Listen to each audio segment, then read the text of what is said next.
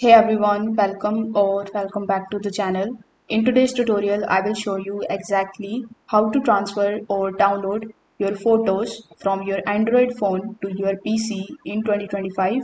It will be quick and you are going to get multiple options depending on what is easiest for you. So without further delay, let's get straight into it. So our first method is very straightforward. You need to simply use a USB cable and connect your Android phone to your PC with the help of it.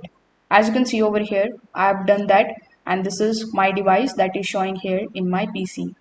Now you need to double click on it in order to go to the internal shared storage.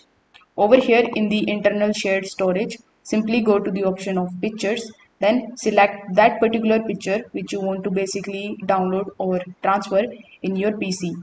After that, you can also copy the entire folder. For that, you can right click on the pictures folder and click on the option of copy. Then you can paste it wherever you want on your PC. So this was our first method. In our second method, what you can do is you can simply use Google Photos, which is a wireless backup method.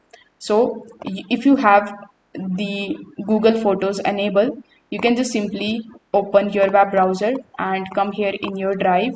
You can just simply click on the option of get add-ons here in the right hand section and you can search for Google Photos.